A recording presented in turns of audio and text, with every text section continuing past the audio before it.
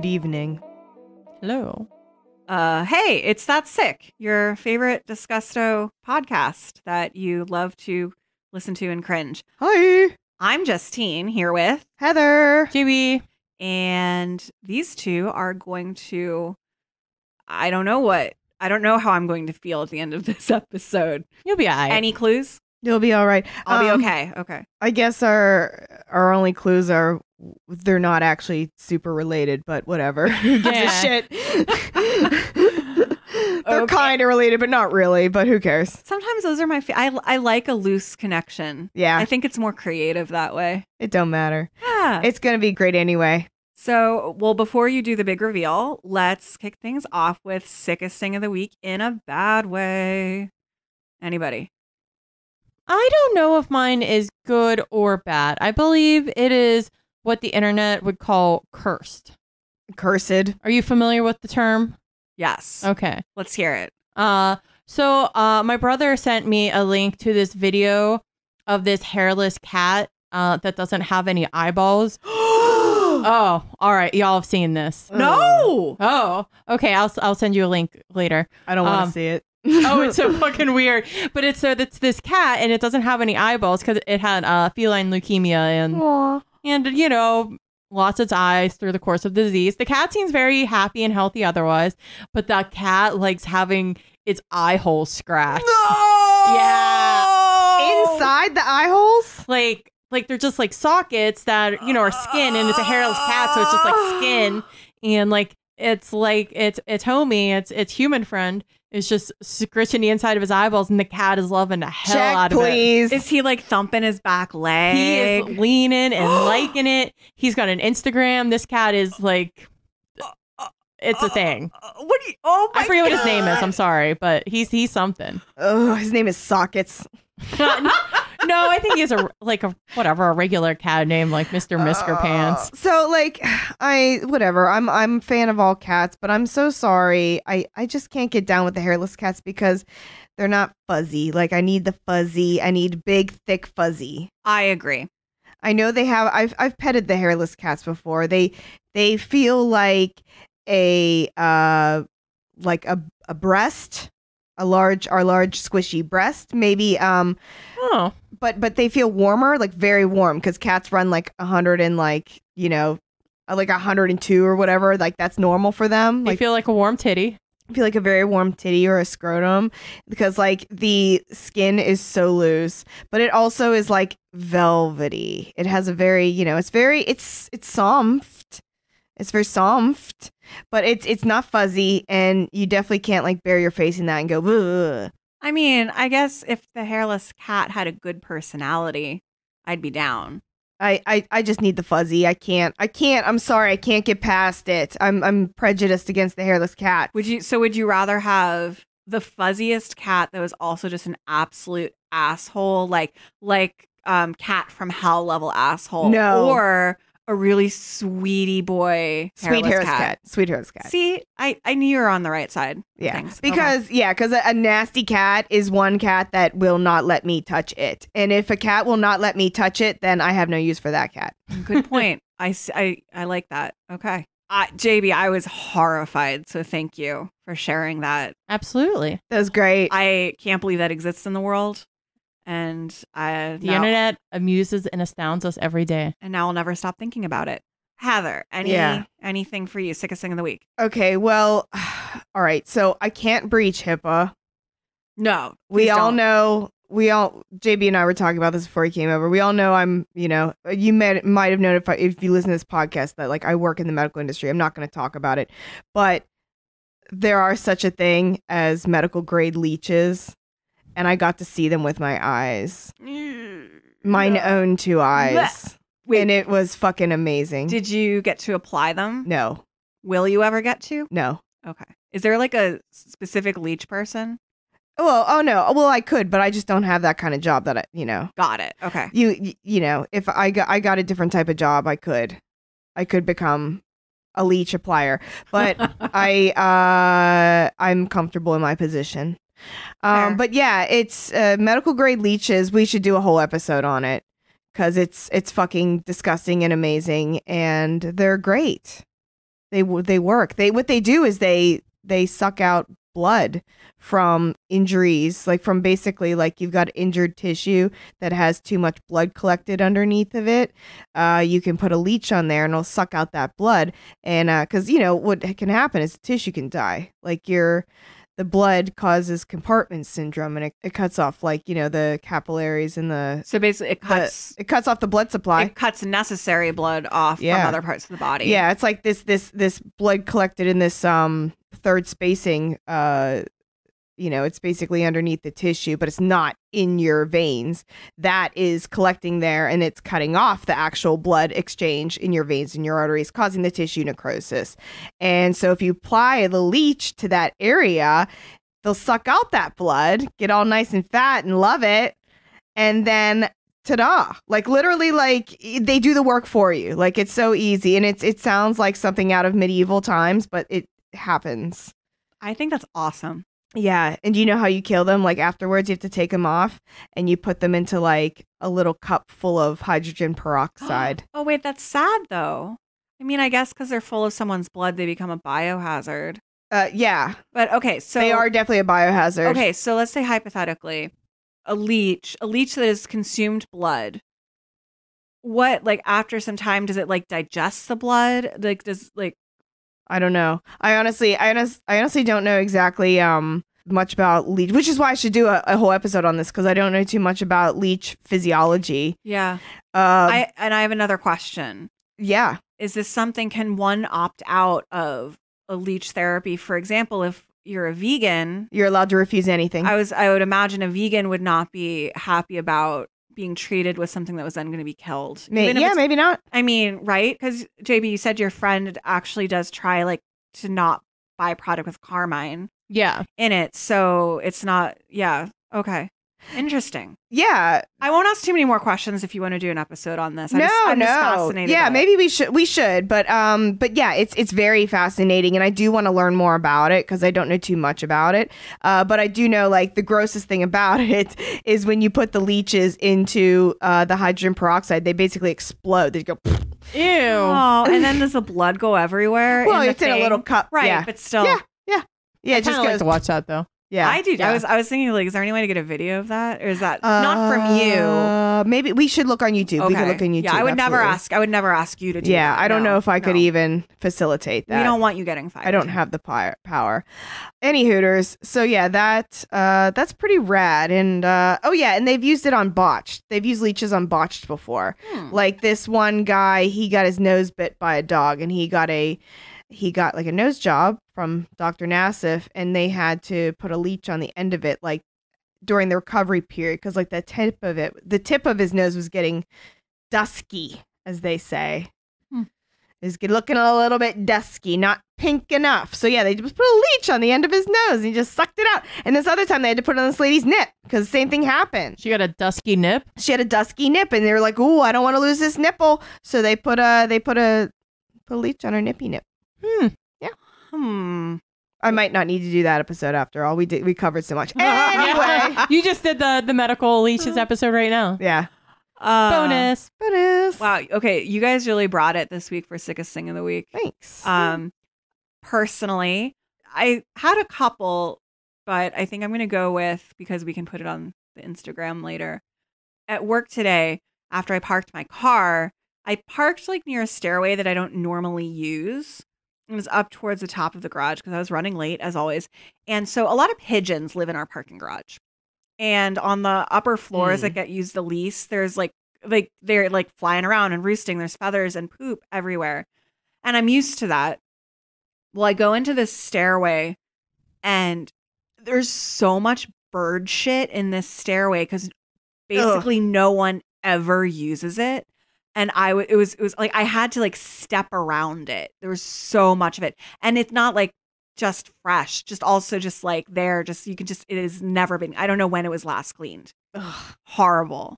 I will point out it was not my place of work that is responsible for the garage. It is the management company of the complex. So I'm not, That sounds like there's lots of like festering grounds for disease. Yeah, I hope I didn't. Amongst all that shit. I hope I didn't contract some sort of pigeon flu. You have bird flu now.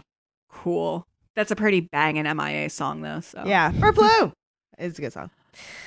So yeah, I think YouTube definitely beat me this week, But we all had good things. Yeah. So or bad things, should we say? Yeah, bad things. I got good it's things really later. a thin line in this program. It really is. I have a really... Like, did you really consider yours to be a bad thing that happened to you this week? No, it was really rad. Yeah, I also didn't think mine was a bad thing. It was just like, oh. Like, I had heard of medical grade leashes. I've known they've been a thing. Like, I knew about them, but I had never seen them with mine own 2 eyes. And that was like just so exciting. Heard the sucking with thine own ears. There was no sucking noise. With fava beans. Oh my God. I guess now it's time. So do you guys have an opinion on who should go first? It literally doesn't matter at all. Okay. So it is up to me then to choose which one of you gets to go first. And so I will choose by asking you, what is your favorite all-time TV theme song? And whichever answer I like the best is the one who gets to go first. We might have to pause the recording so I can think for a second. Okay.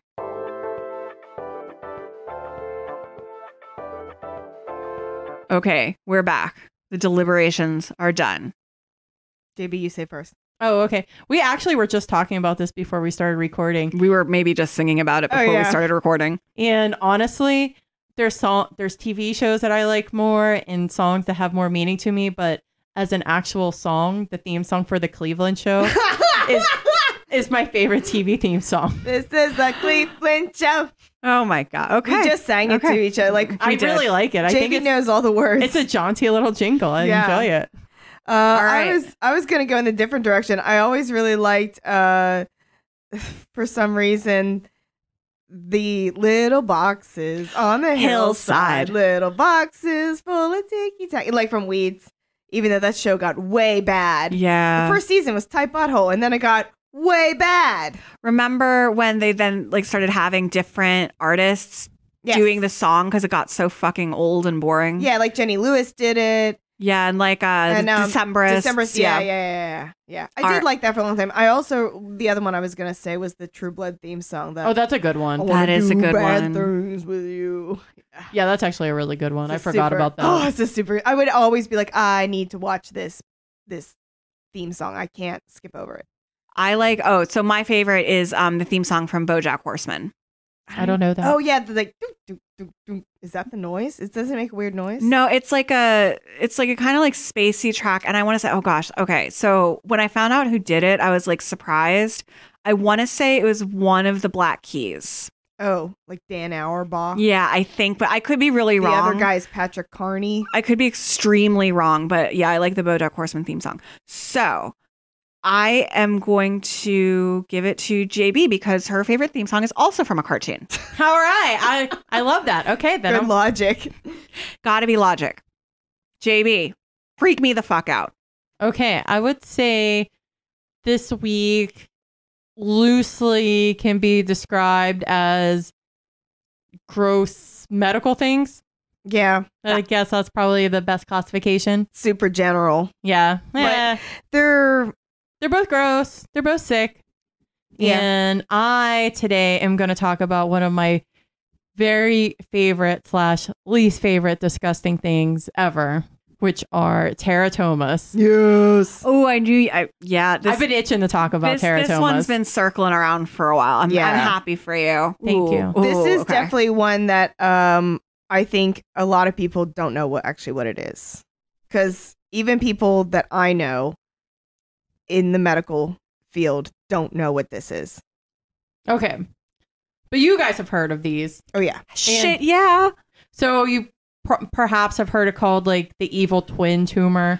Yeah. Yeah. I think that's what a lot of people have heard it called, which is not exactly what a teratoma is. That's kind of a different thing. Yeah. A lot of people think that it's you ate your twin. Like there are parasitic twins. That is a thing that exists. That isn't what a teratoma is. So that's a topic for another day is what you're saying. Yeah. Oh, and I came across some sick stories about that, but that's sweet. Yes. Another day, another podcast. That's not what a teratoma is. Oh, I wish that's what you were talking about, Heather. Yeah, I know. If we had known. Yeah. Oh, well.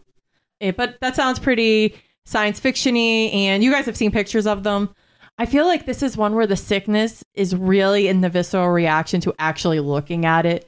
And I'm not sure I can do it justice. Well, let's get into describe like in the nitty gritty what it is. So our viewers, listeners, I guess, like. All right. I'm just going to give us all an explanation about what a teratoma is. Yeah. Just without further ado. All right. Now, in a general sense, they're usually these shiny little balls that are inside of you or outside of you. It's a nice way of thinking of it. Yeah. In varying degrees of development, containing all kinds of different kinds of cells, including skin, wax, pus, bones, hair, teeth, sometimes brain cells. It comes from the Greek word that means monstrous tumor. Ugh. And it that's a pretty fitting name. Good job, Greeks. That is what it is.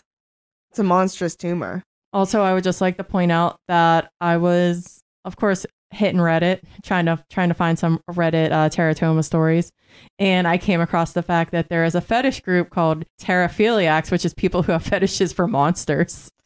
Okay. Not related to this, but yeah. it just kind of came up. Not for teratomas, but for monsters. No, I was really afraid of people who had sexual fetishes for teratomas. Yeah, I was so afraid you were going to say that. But, Rule 34, it does exist, I'm sure. But no, it's just people who like have fetishes about monsters. Oh, all right. Like Frankenstein or something. Oh. Anyway, but that's fine. Whatever makes you happy. All right. So how do you get a teratoma? What happens? So they arise in the body's germ cells in the very beginning stages of human development, sometimes before the mother even knows that she's pregnant. Germ cells are pluripotent cells.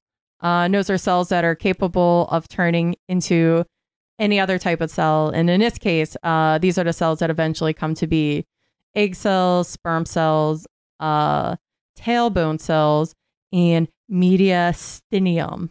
Mediastinum. Thank you. That's basically, so these are basically like, they're like stem cells. Yes, which is one of the things that you can get from studying teratomas is it's another way of studying stem cell research. Oh, yeah. So there is medical, useful knowledge you can get from studying them. Yeah. I don't want to talk about that. I want to talk about them being nasty, though. That was, but by the way, what you're talking about is the freakiest thing that I learned about teratomas recently is that they're just in you.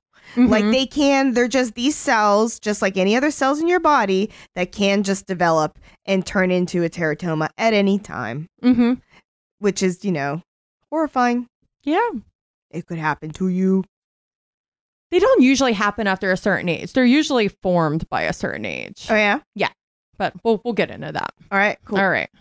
So basically when a teratoma forms, these cells just kind of fold up and fail to become the cells they were supposed to become, and then they become these monster globs. They get all, so they have a failure to launch is what you're telling me. So they're like, I'm supposed to be a sperm. I don't want to be a sperm, so I'm going to become a big pussy ball of teeth instead. Yeah.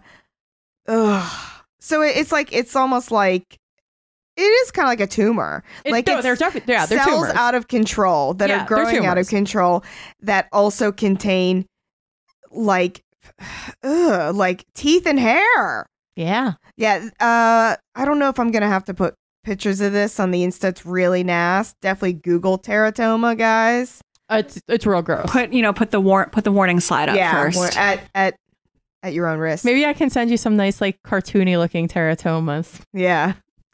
For the nice people. All right. Now, there are 3 main types and 2 kind of major classifications of teratomas. There are you're gonna have to help me up on this. Sacrococcygeal. I'll have to see the word. Testicular and ovarian teratomas, and they can either be mature or immature, meaning they're either benign or cancerous. Is it like sacral cox? Yes. Okay. Yeah. Yeah. So basically, it's on your tailbone. Yeah. I'm going to say SCT. That's the medical abbreviation for it. Cool. I can pronounce that. So the SCT occurs at the tailbone, and these are, and they're so fucking gross looking. And I'm sure the picture that I saw was probably the most extreme version the internet has to offer, which is usually what happens when you look at medical things. But it's this little baby that's coming out and had this huge, like, bulbous red ass tumor just hanging off of his ass. Oh. And it's just like, I don't. Just so Poor gross. baby. Yeah, it was like the half the size of the baby. That big? Shit. Like I'm saying, this was probably the most extreme ones. Oh my God. And these kinds of growths are almost exclusively found in newborns. Okay. They're almost always found by 18 months of age, and sometimes they're even found in utero. I think I found it. Does it look like he's giving birth to like a butterfly chrysalis, like a giant one? Yeah. Okay. Oh God. Holy shit! This poor child. Mm-hmm. Fuck. So, I guess if they discover them, they can remove them. Maybe. Yes. Yeah. So, a lot of times, the hormone levels will be changed, and they can be discovered in utero. So they kind of know they're going to have to perform the surgery after the baby's born. So the baby is born at a hospital that specializes in this sort of surgery. But yeah, they give them surgery. They're almost always benign. They're not normally cancerous. But I guess it's the one silver lining, right? Yeah, they're normally benign. I mean, it is a baby that has to have surgery, so that sucks. Yeah. And they do have a pretty high chance of regrowing within 3 years. So they have to kind of constantly monitor them to make sure that their tumor isn't growing back. They're usually fine. They're usually okay. Mom, my red butt's back. Yeah. The big red butt. Gotta go get the big red butt taken off again. They're rare, but they're not insanely rare. It's 1 out of between 20 to 40,000 births, depending on where you get your statistics. Oh, wow. That's way more common than I thought. Well, I hear that Wow. like some of them, they're like benign and they're small, so they don't even like really do anything. Like sometimes they're just there and you don't even know they're there until like you find out something later. Or they go in to do surgery on something else, and then they find a big thing, and then you're like, oh, this was there. Yeah. Like I know it's something that like these scary little things can be dwelling inside you. Like I've definitely read horror stories about, because they wouldn't get so big. Because they start out with, they're just like a small little clump of cells, but then they eventually like they keep growing. Start growing. Yeah. And then there's like little toes in there and, teeth and eyeballs and shit. And then next thing you know, it's the size of a softball. Or bigger. Or bigger. Ugh. Yeah, and then you have to get it taken out, and then when you get it taken out, it looks like nightmares. It looks like the nightmares. Yeah. Oh my God. It looks like real monsters. It. Oh God, I don't even know how to describe it. It's real monsters. Thank you for understanding my pop culture reference from 30 years ago. I loved that show. I was such a so Nickelodeon kid. I just loved Nickelodeon. I watched a lot of TV as a kid.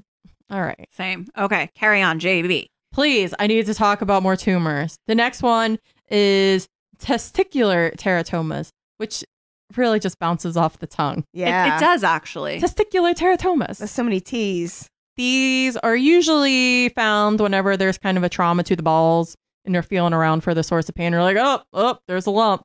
Do you guys remember when Tom Green got cancer and he made that song? Squeeze your balls. Hey, kids, feel your balls so you don't get cancer. I don't actually. Oh, it was a good song. Huh. It wasn't very good. No, it's a good song.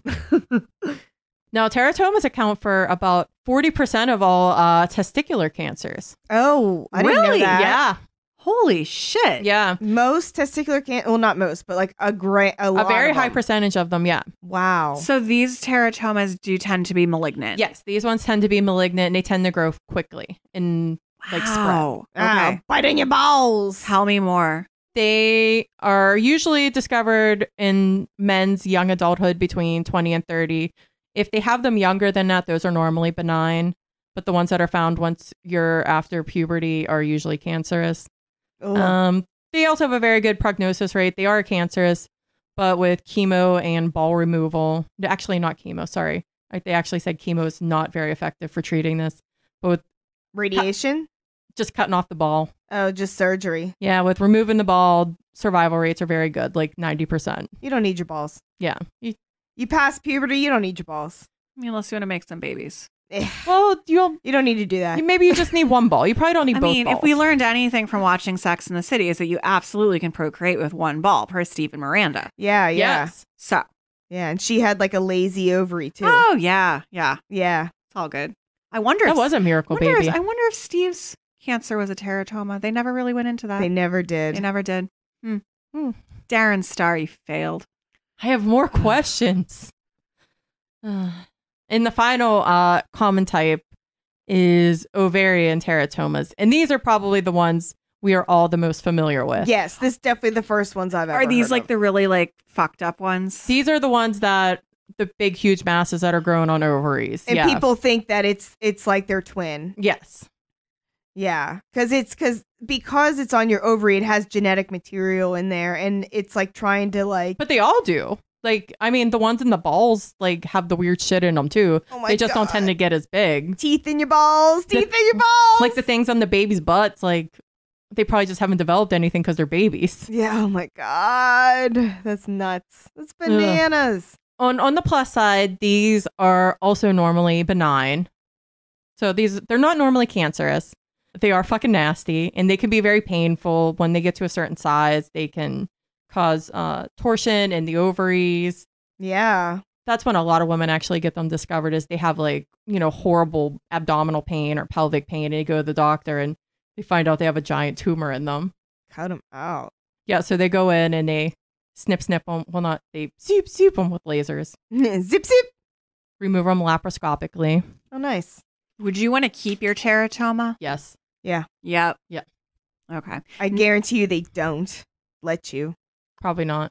Yeah, they probably need to study it. Yeah, it's probably biohazardous waste. Well, now that we've gotten that out of the way. I was surprised to find that 20% of any kind of abnormal growth in ovaries are teratomas. And you hear how common ovarian cysts are. Okay, what I'm taking away from this is that teratomas are way, way, way more common than I thought. Like we may all have teratomas. We could have teratomas right now. Yep. I don't think I do. Could manifest itself at any time. Oh, my body. What is it? Planning. Ugh. Yeah, I mean, it's planning to attack you eventually. Kind of. My body's like, fuck you. You didn't want to have a baby, so I'm going to grow a monster instead. Yeah, maybe so. You're It's being like punished. it's like I'm gonna make a baby one way or the other, Justine. Fuck you. It might be a hideous chud baby, but it's a baby. Oh, It's going to eat you from the inside. Oh, God. his name is Seymour. I feel like this is a ripe topic for a horror movie. Right? Trademark. Like, Trademark. Let's do it. Let's write it. Nobody Okay. else. You're not allowed to. You Can't do it. can't. It's ours. None of our 40 listeners, you are not allowed to steal this horror movie from us. Intellectual property, it's ours. Teratoma the movie. But all fun and games aside, guys, there can be bad things that happen too besides having a monster grow inside of you. Like, Well, sometimes you have to have your ovary removed. oh, that's sad. And in 25% of cases, if you have a teratoma on one ovary, you probably have a teratoma on the other ovary. Oh, yeah. Yeah. Very symmetrical. Even if they are cancerous, once again, as with the testicular ones, between surgery and chemo, survival rates are, again, very good. So the monster inside of you is not going to kill you, probably. So that's a plus. Yeah. Sure. Yeah. In some bad cases, what I found is because there are brain cells in these tumors that your immune system can recognize these tumors as an invader, and they want to fight it. So your immune system starts to attack the brain cells that are in the tumor, but then they also start to attack the brain cells in your fucking actual brain. Oh no. And so people can start having psychological issues, neurological issues, headaches, confusion, hallucinations. Yeah. Like it can be fuck you up. It can be really bad. It can lead to encephalopathy. Yes. You were getting there? Yeah, that was literally my next phrase. Yeah. Keep going. Well, that was the showstopper. But you pronounce it better than me, so I'm glad you said it. Yeah, well, tell me what it is. What's encephalopathy? You tell me what it is, because I just wrote down the symptom. Oh, it's like swelling on the brain. Like you're like lots of swelling. I thought it was the holes in the brain, so I'm glad I didn't say what I thought it was. It's like your brain gets so swollen, is pressing on the inside of your skull, and your brain can't function in that way. It cannot, and then you just go into a coma at that point. Ooh, okay. I don't like this side effect. No, that's a bad one. But pretty rare, I would think. It's very rare. That doesn't normally happen. And there is one final very rare type of teratoma. Only about 1 out of every 500,000 people have this, and it's called fetus in fetu. Okay, yeah, that's the fucked up Fetus one. in fetu. Fetus in fetu. Tell me about it. I love whenever like there's Fetus within a fetus, if you cannot figure out that Latin. It's like this is like a Russian doll fetus. Like Yeah. It's like I said, it's very rare. fetus in fetu. But it basically looks like a malformed fetus. And so there's 2 theories. One is that it's just a very developed dermoid cyst, which is what the ovarian teratomas are called. Or that is the remains of a twin that was unable to develop in the womb, whether because it didn't have a placenta or an amniotic sac or some other reason. And then the other baby absorbs it. Yeah, like Dwight Schrute. I ate my twin in the womb. Isn't that what he said? Something like that, I think. There was again, I'm constantly talking about Botched because I love that show. But there was a woman on Botched too, like she had a teratoma, and I guess a doctor back in the day had told her that this was like, or maybe she had just misunderstood that this was like, she thought this was her twin, that this teratoma was her twin. And she like basically went her entire life being super bummed, being like, I would look around me and see other people that had twins. I'm like, oh, I thought I had a twin. I was going to have a twin. And then, I had to get my twin surgically removed from me. I ate my twin or whatever. But that really wasn't what happened. It was a teratoma. And so the doctors had to set her straight and be like, I'm sorry you've been grieving this lost twin your whole life, but it wasn't ever a lost twin. Yeah, because those are 2 very different things. Like really sad. An absorbed twin and a teratoma aren't the same thing. Yeah, No. like, it was a teratoma. Yeah. Yeah. So, I mean, the teratoma is different from an absorbed twin because it doesn't have a brain structure. It does have cells, and they're pretty far developed. They have a spinal column. They have like little limb buds, but they're not a developed person. Right. In 2003, a 25-year-old woman who was a virgin, they kept mentioning that she was a virgin in all of the articles, which I thought was weird. But maybe it's to like make sure you didn't think that it was a pregnancy or something. Yes, that was my thought. Yeah. But Don't worry, guys. We checked. I was like, why do they keep saying she's a virgin? And then I was like, oh, you dummy. It's because they'll probably just say it was a pregnancy. Yeah. So she was a virgin, and she was having surgery for an ovarian tumor. And it turned out to be a fully formed teratoma. And here, I will paint a picture with my words. Let me describe this teratoma. Covered in hair with spina bifida and undivided brain. Only one smooth brain. A single oval eye, for lack of a better word, in the center of its forehead. An oval eye. Yes. So it's a cyclops. Yes. Oh my God. This is like, I'm already picturing Voldemort like at the end, With thick eyelashes. Eyelashes on this one cyclops eye. Yeah, thick eyelashes on the cyclops eye. Some good genetics right there. A jaw with protruding teeth. And even a little penis between the legs. Little pee-pee. That's about the closest I could find to an evil twin as far as teratomas were concerned. Oh my God. Oh my God, she grew. Oh my God. Yeah, she grew a little person inside of her. She had a little Holy monster shit. baby. Yeah. She literally had the chud baby. Oh my God, was she so disturbed? I wonder. Had to be. They said that she was fine. Yeah. She's good now? Yeah. She got her cyst taken out. She felt good afterwards. I'm so glad. They'd probably kept that to like put in the Mutter Museum. Probably. Study I couldn't find a picture of it. I really wanted to find a picture of it. Yeah. I probably have to go on a pay site to see that. Yeah, maybe there isn't one. That would be a shame. Yeah. I'm sure. Yeah, if there are photos, I'm sure it's like in a journal. Yeah. Or something. So like us looky-loos can't. We know people in academia. We've got to see if they can get into that for us. Somebody's got a journal. Let's use our subscription. connections. We know so many PhDs. Do you have more teratoma stories for us? I have one more little teratoma story. Okay, good. It's actually another Japanese woman. Oh, I hope it's the one I just found. So I'm not gonna lie, I've been Googling while you've been talking because I wanted to look at the teratomas. Yeah. And then I found. So I hope it's the one I just found because it's really fucked up. Okay. All right. Yay. Well, this one, she was going to have an appendectomy. So she's in there getting her little appendectomy, and they discovered a cyst revealing a skull with a little brain inside of it. This is the one. Maybe you can tell me what you found here. Oh, no. I want you to tell me. I only just found it. I haven't read it yet. Oh, okay. But so basically they found the brain in there, and I had discussed previously about how the body can attack the brain cells that are in there and then in your head.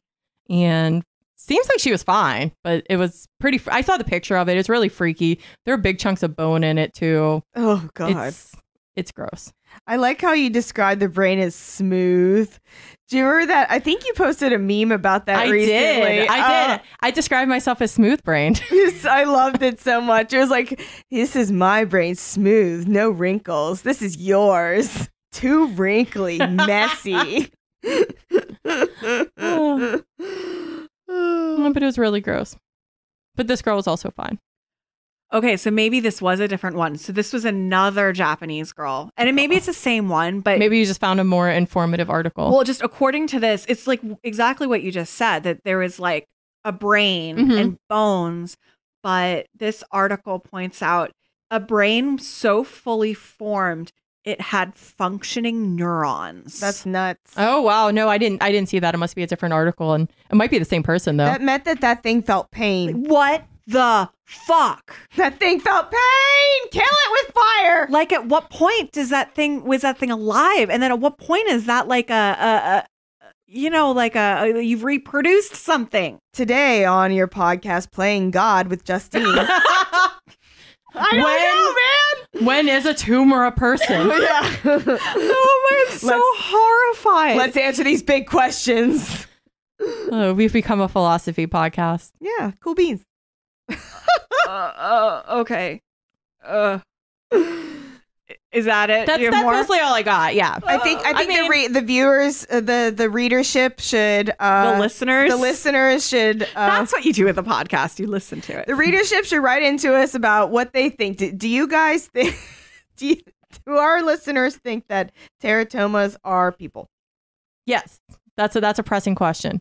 We'll take it to social media. Let's take it to social media. So you weren't saying yes, teratomas are people? Oh, no, they're tumors. Yeah, I don't think that they're people. It's a tumor. Yeah, I don't think they're people either, but I just think that some of these are getting to the point where they're like, it's like something else. You kill it, and it's like, yeah, what if there was one that was so developed it could like make a sound? I feel pain. Don't kill me. Especially, if it's in there for like 20 years. Like, don't take me out of my home. It's warm in here. I'm just a floating brain.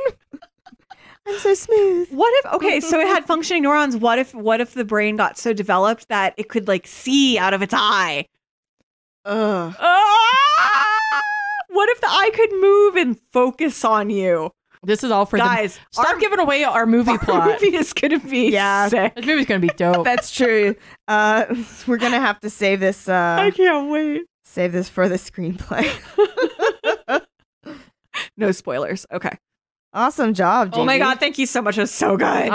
Were you guys grossed out? It's always going to be a good one. Yes. And so teratomas are like probably one of the first gross things that I remember getting really fascinated with. It was like that and like decapitation.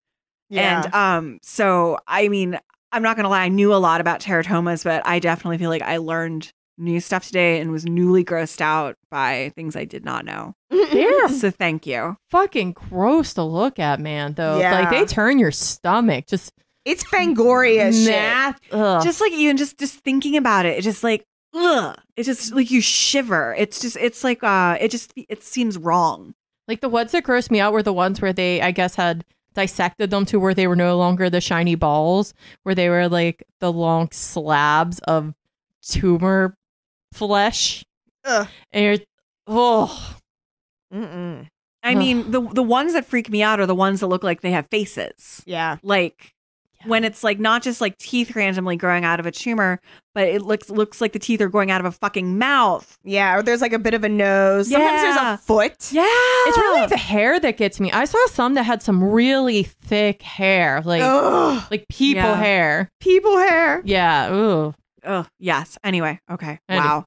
I know I'm probably going to be thinking about teratomas for days now. Sweet. Heather?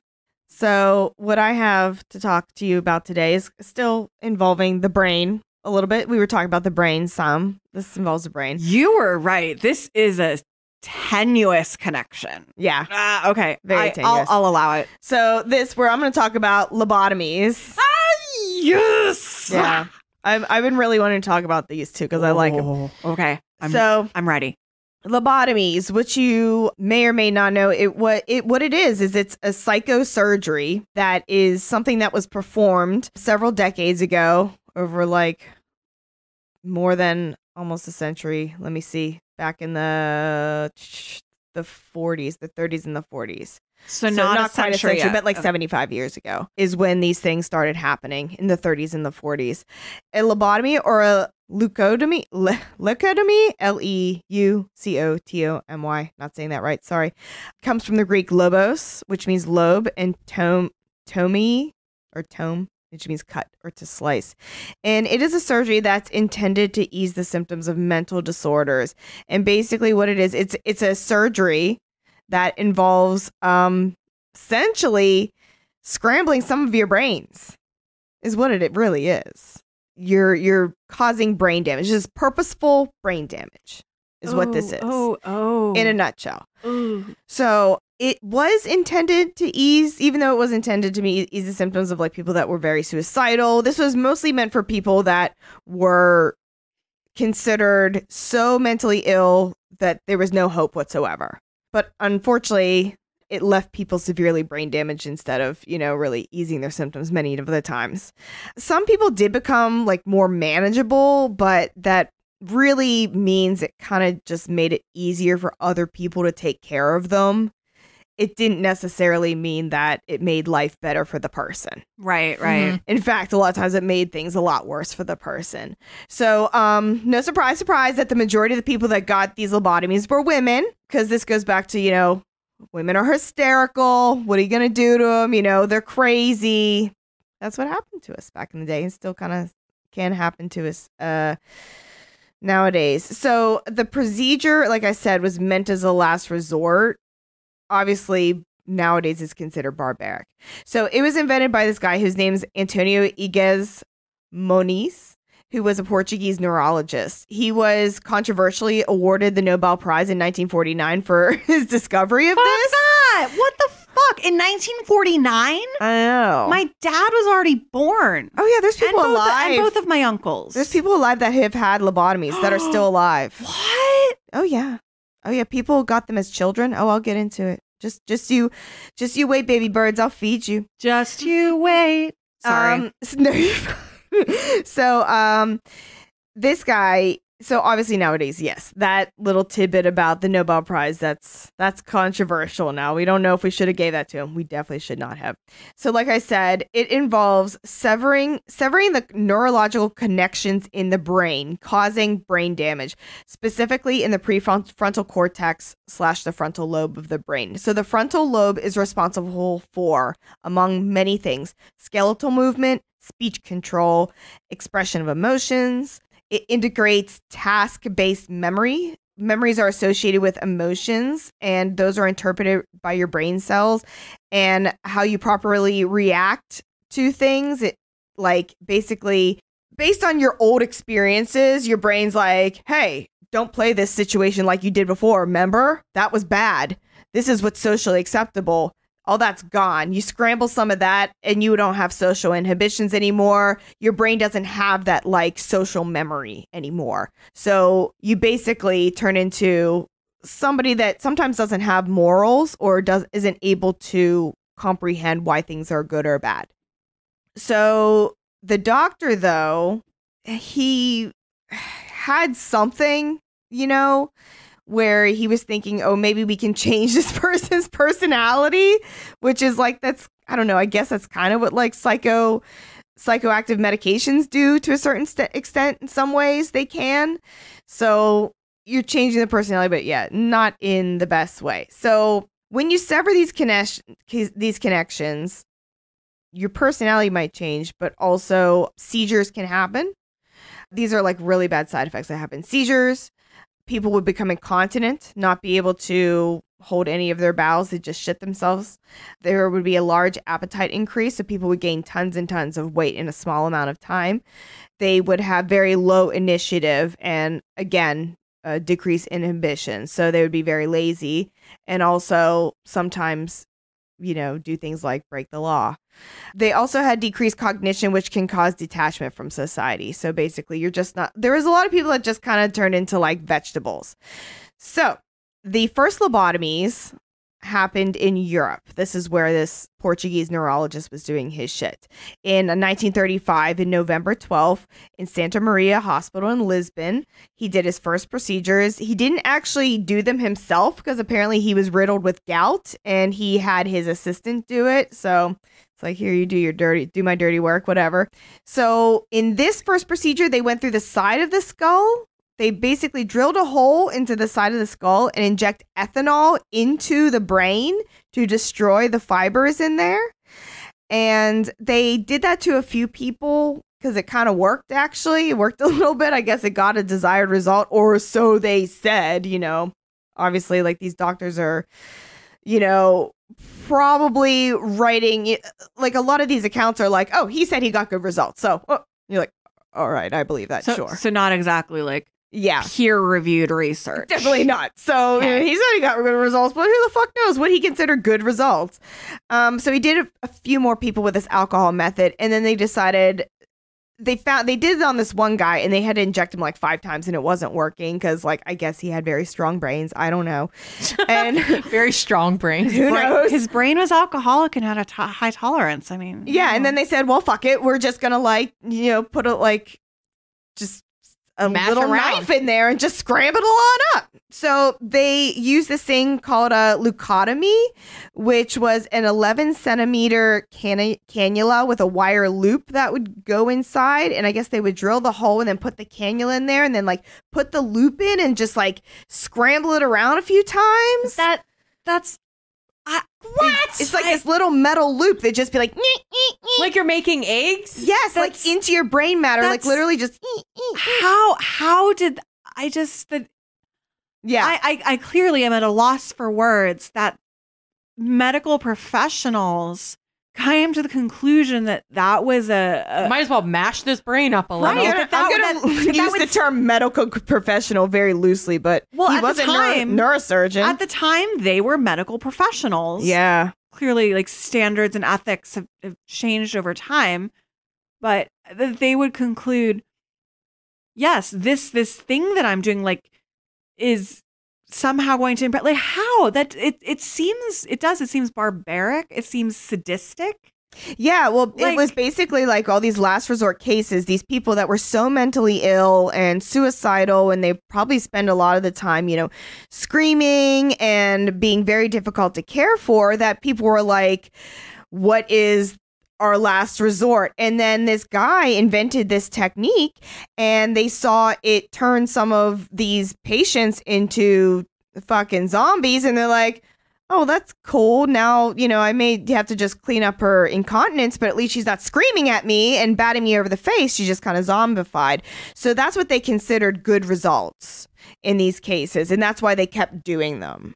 It just, I mean, when did the do no harm thing come about? Yeah, I know. Were they already like pledging to that? Do no harm's been around for forever. That's Hippocratic Oath, baby. That's ancient That's Greek. ancient Greece. Yeah, so that's like, oh. Yeah, that's been around for forever. Oh. So, They thought they were doing good. So there's this. They were doing good for themselves to make their jobs easier. They weren't doing good for the person. Just you wait. I got more. Oh, all right. We haven't even hit America. Just you wait. So, all right, Hamilton, Jesus. Calm down. So, the American lobotomy, it was mastered by this doctor called Walter Friedman. He was basically like the lobotomy god of America. He was half doctor, half showman. Like, he would literally took this shit on the road. What? Yes. So Freeman met the Portuguese neurosurgeon Moniz at the Second International Congress of Neurology in 1935, which was held in London of that year. He was just so happenstance turned out to be in the booth next to him, and he just like fucking fanboyed all over him. And he was like sort of interested in lobotomies at the time, but like since he ended up like talking to this guy at this event, he was like, oh, well, that's real cool. Like, and they just like kind of bonded. He's like, yeah, I'm gonna do these lobotomies. And so he gets together with his friend James W. Watts, and they took his like Moni's idea and just ran with it. And they developed what was called the Freeman-Watts prefrontal lobotomy. So in this procedure, they would anesthetize you, and then they would drill a hole into the side of your skull, like fucking right next to your temple, and then just like Moniz did, they would shove a hook in there and scramble, some of your brains. Like they would make several 1 centimeter like round lesions into your brains. And so this procedure worked, but again, it required anesthesia and trained neurosurgeons. So Freeman's like, literally, there's got to be a better way. Like, let's fucking figure out. There's got to be a better way. So he developed the transorbital lobotomy. And this was actually originally invented by this Italian guy called Amaro Fiamberti. But Freeman kind of put his own spin on it, and it involves accessing the frontal lobe through the eye sockets. No. He figured there's already a hole there. Fuck that. There's a hole there, so no Shut anesthesia. it down. Yeah, shut it fucking down. It's terrible. So a Freeman, again, seeing a European guy do something and saying, I can do one better. So he wanted to make these lobotomies a simple outpatient doctor's office procedure. He like you're getting warts removed or some shit. He literally got an ice pick from his freezer and practiced on grapefruits and then cadavers, like an actual ice pick. And the device that they used is hardly any different from a very thin ice pick. It's a little metal tool that he invented himself specifically for this. So he did this procedure on the very first human in 1946. So yes, the year after World War II ended. This is like, my dad was born in 1945. Like, this is modern history, babies. At least one and possibly both of my uncles were born by then. Yeah. Not totally sure. Yeah. So what he would do sometimes would be to sedate them by electroshock. And he was one of the first people to like to be like, oh, let's just try that. Why not? So the method is you lift up the upper eyelid, and then the point of this tool, it's called an orbitoclast, by the way. This tool, or, ice pick as you will, is placed under the eyelid against the top of the eye socket. Okay. My eyes, I'm uncontrollably cringing right now and like squinting my eyes really hard. I look ridiculous. Okay, keep going. So then the ice pick is then hammered with a mallet through the bone into the frontal lobe about 5 centimeters. Which is about 2 inches in. The ice pick is then pivoted 40 degrees and hammered another 2 centimeters in. Pivoted 28 degrees either side, cutting outwards and inwards.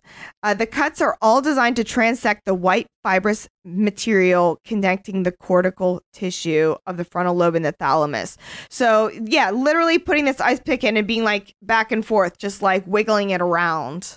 They like had it. Oh yes, the 40-degree angle. That's not precise at all. They don't know what they had no idea what the fuck they were doing. They just were scrambling brains. They didn't know specifically which specific brains they were scrambling. They just came up with more science words for it. Yeah. Right. And okay. And so when you said like their goal was to like sever this like fibrous whatever, right? Yeah. Why that? Because they're severing the connections between like the frontal lobe and like the rest of the brain. So they're basically that alters the communication, and that changes the things.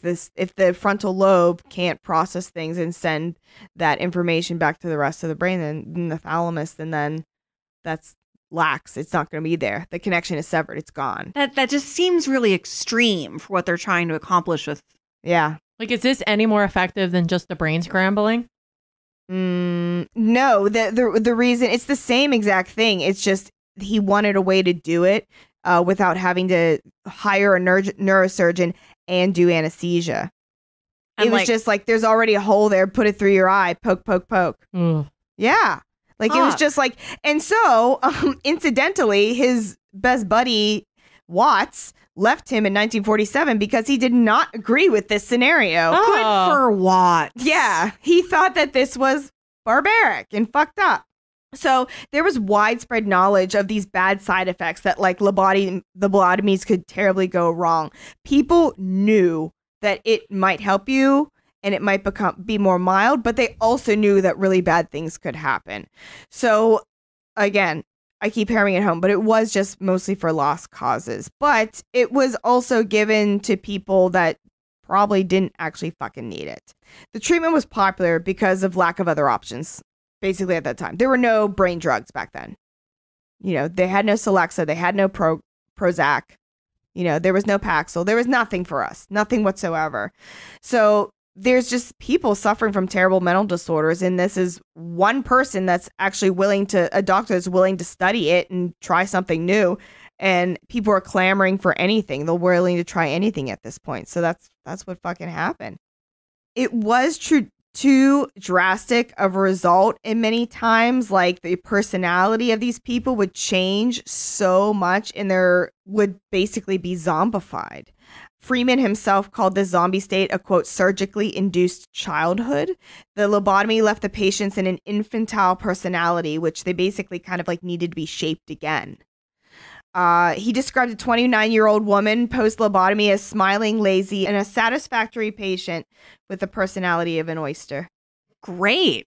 Poor lady. That sounds awesome. They said she couldn't remember his name, even though like he told it to her every single day.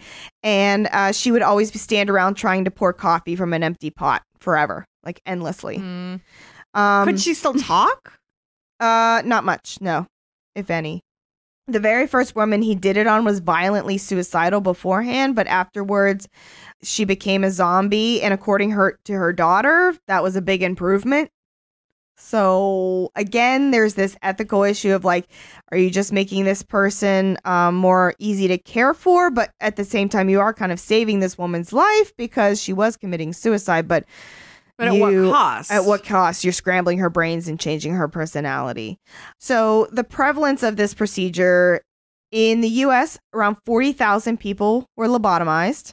In the UK, about 17,000. In Scandinavia, so like Denmark, Norway, Sweden put together, 9,300. Other countries, it was done in Japan, the Soviet Union, Germany. I just couldn't believe that it was widespread this far. That it just happened. It spread so fast, like only within a couple decades. It was like hearing, like, the last lobotomy was done in France in the 1980s. Damn.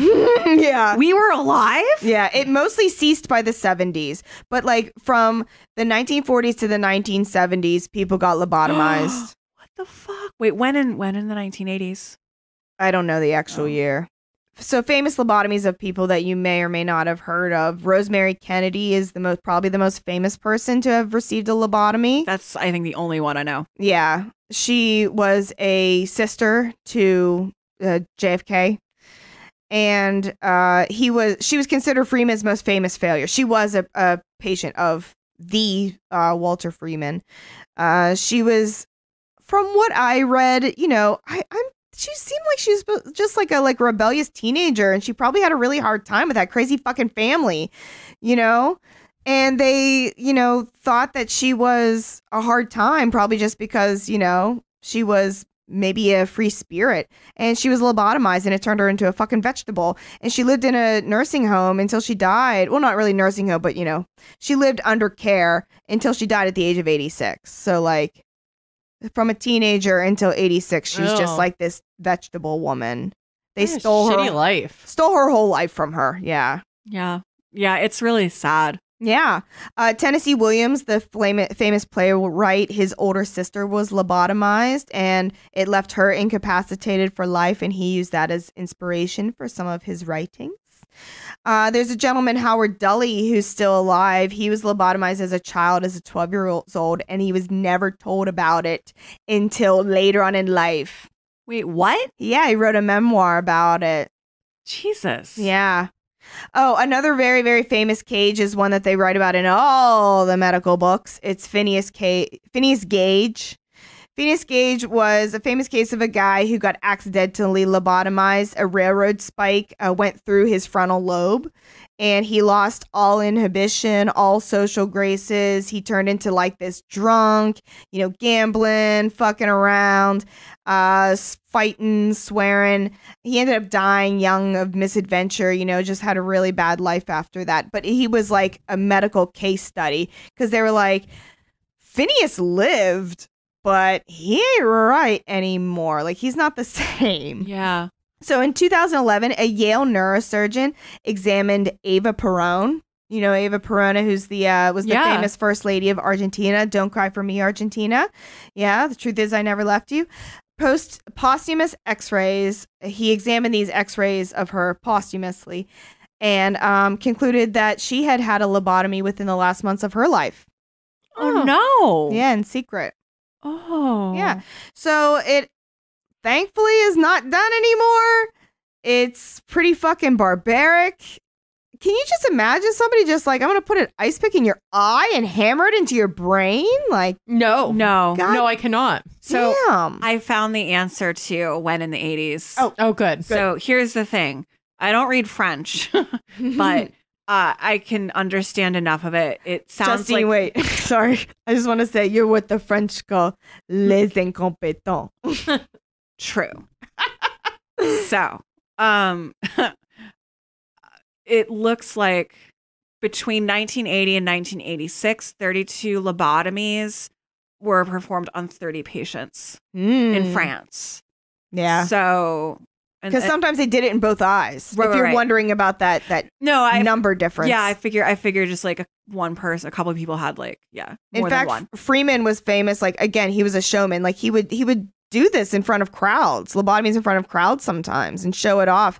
And he did one where he did like, he put two ice picks, at the same time, hammered them both in the person's eyes at the same time.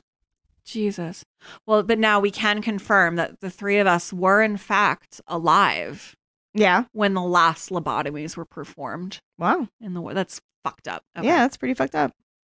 Yeah, because I still consider myself quite young. Well, maybe it's not accurate. Maybe it's not accurate. I mean, I just, to me, lobotomies are from a very like long ago time, and that's just like wild to me that they were still being done when we were alive. Right, it is not in long ago. It's like the last person in France was guillotined the same year that Return of the Jedi came out. Really? Oh, fuck. Yeah, it's like one of those facts. What is up with France again? They're so medieval, man. Medieval. Damn. I kind of like the guillotine as a. I mean, I don't believe in a death penalty, but I like that as a death penalty. Oh yeah, it's a good one. It's quick. instant. Yeah, it's quick. It's so efficient. My quick, God. foolproof. Like the electric chair is fucking barbaric. Oh yeah, we can do a whole one about that. That's a whole different thing. Last podcast on the left did a good electric chair episode, but we can definitely do that too. I mean, all forms of execution are barbaric. Yeah. Get rid of the death penalty. And torture. Torture is also barbaric. We could definitely do one on torture and waterboarding. That's fucked up. Might get too dark. We did an episode on cannibalism. Oh, okay. We can't. Yeah, that's true. Okay, I Googled pictures of lobotomy. So, yep. How do you feel? Not great. Not great. Whoops. Not great, man. It's mostly before and after pictures of patients, which I can see why people were clamoring for it. A lot of these people, they don't look like they turn into vegetables. They look calm as Hindu cows. Well, not even that. They look like normal, like in the photograph. Placid. But not like placid out of it placid. They just look like very calm. Like calm, rational people. I know it's just a photograph. And then like the before is like they look like out of their out of their wits. But one of the first pictures is also of the, of an ice pick going into someone's eye. So yay. Mm-hmm. Not safe for work. Don't Google it. Just don't do it. Okay. Cool. Well, that's all I had. Ta-da, the end. Wow. So it was a good episode, man. Dude, I don't think I was expecting to be as squicked out by the lobotomies as I thought. But apparently, I was very squicked out by it. God, this was great. You guys, thank you so much. This is just really My pleasure. Just really like hit all those gross, Good. points that I love so much. Oh man. I'm gonna sleep terribly tonight. Nah, you'll be fine. Well, let's lighten things up. Let's kick this up a notch. Let's get happy. Sickest thing of the week in a good way. I got one. Good. I have been waiting basically for months to see the movie 1917, and I finally saw it, and it was everything that I dreamed of and more. And I'm so excited. It's such a good movie. You should see it on the big screen if you can. I don't know if you like war movies or not, but I hate them. Visually stunning. Is it just a bunch of boom, boom, shoot, shoot, shoot, everyone's dying, oh, I'm sad, I'm in a war? No. Okay, because I don't like that. I don't know. Yeah, I know you guys don't like war movies, but it's so good. And I loved it, and the cinematography is out of this world. And I'm really excited that this year I have a movie to root for in the Oscar race, because like the last couple years, I'm like, I don't really have a pony in this race.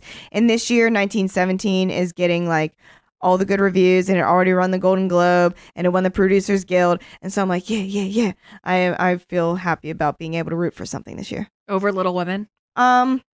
Little Women isn't going to win Best Sorry. Picture. Yeah. I mean, I loved it. I know it won't win Best Picture. Yeah. I loved it, but it wasn't. And Greta Gerwig was robbed.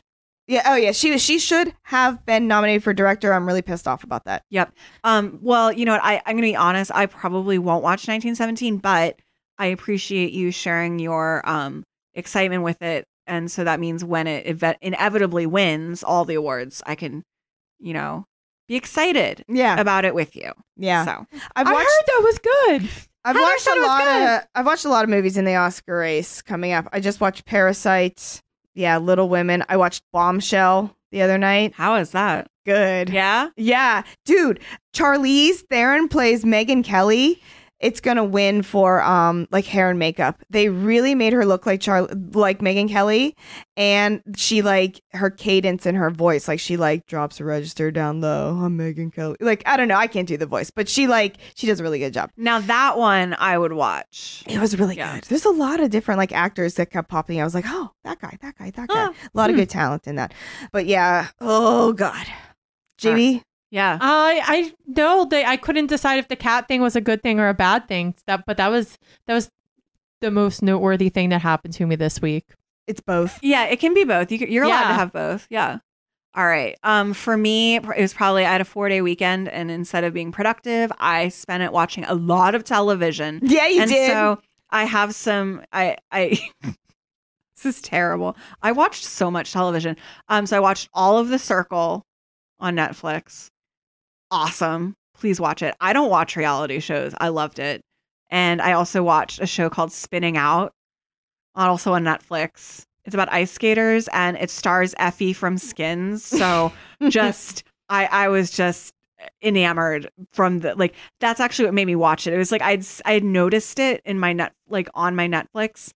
And then I was like kind of like scrolling past it, and I'm like, Kaya Scodelario, January Jones, I'm in. So yeah. Oh my god. Yeah, that was basically my whole thought process. Totally worth it.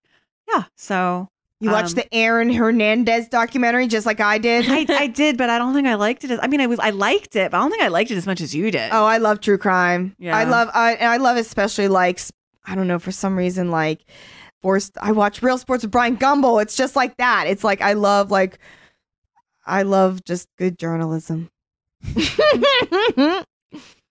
Well, I think that's about it for this week. Yeah. So if you liked what you heard as much as I did this week, that's great. And you should consider subscribing to us. We are on Apple Podcasts, Spotify, Stitcher, and all sorts of other fine podcasting institutions. You can also add us on Twitter. We're at That Sick Pod, or you can follow us on Instagram at That Sick Podcast. And you can email us at thats.sick.podcast@gmail.com. We would love to hear from you. Questions, comments, concerns. Love it all.